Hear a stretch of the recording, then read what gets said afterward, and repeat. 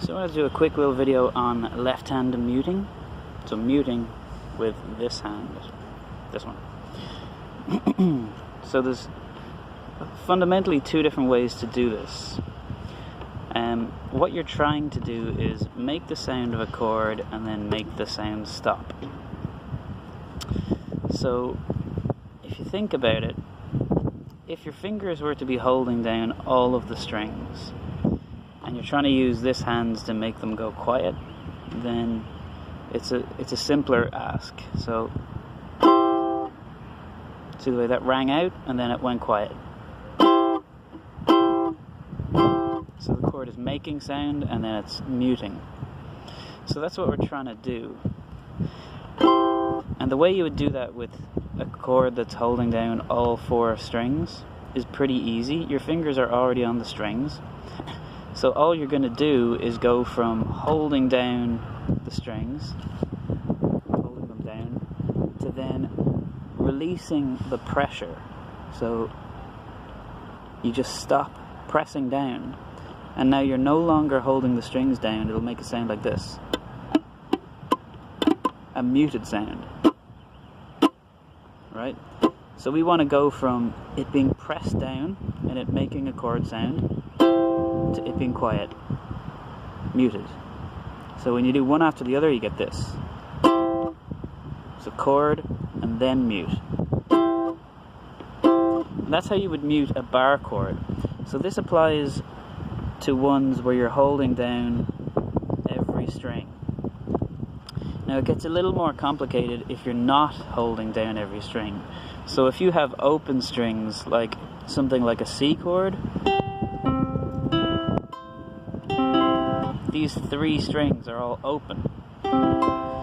So it doesn't matter if you release this guy, that's still just going to mute one out of the four strings. So if I muted it, it would sound like this. And here it still rings and rings and rings and rings and rings. That's because there's three open strings and they're not getting muted.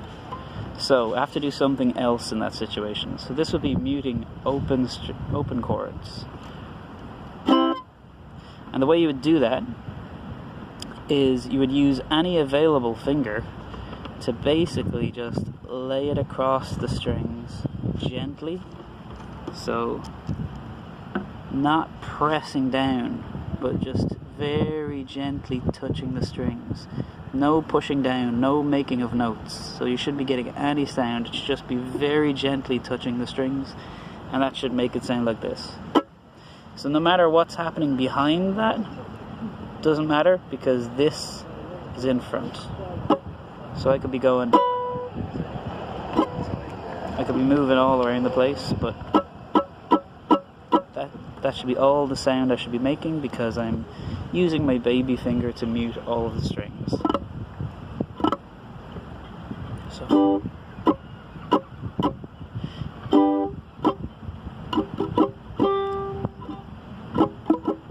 So even though I am squeezing down all these guys, this is muting everything. Well, allegedly. The other thing you should try to do, is, if you can, is to just basically release those enough that you're not actually making notes. The idea is that when you're muting, you're going to be touching the strings very, very gently and not pressing down notes. That's the best way to achieve a good, clean mute. So, ideally you would go ahead of everything,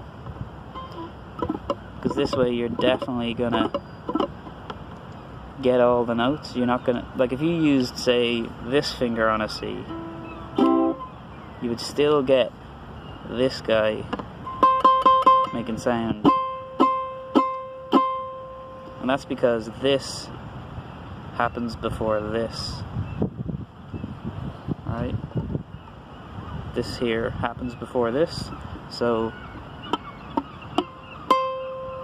yeah. So that's why ideally you would like to use that finger or something that's ahead of the chord.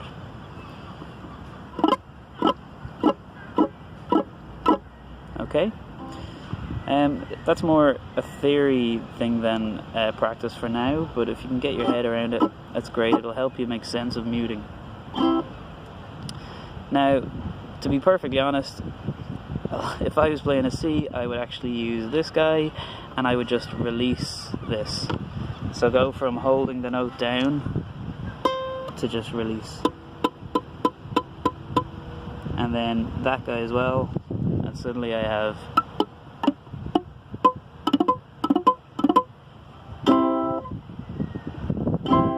so practice that. Try an open chord with a mute. So you go chord, mute, and then once you're comfortable with that idea, then maybe try a bar chord mute. That's presuming you're able to do bar chords. If you're not at bar chords, don't worry about it. Don't worry about this section. But if you can do any bar chords, then try a release mute, a left-handed release mute.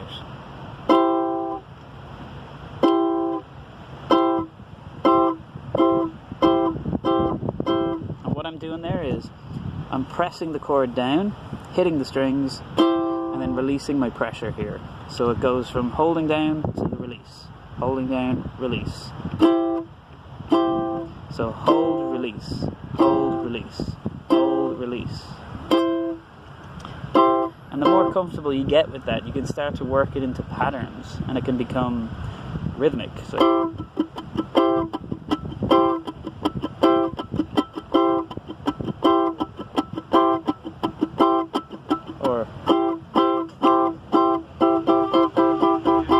try to get used to the different variations.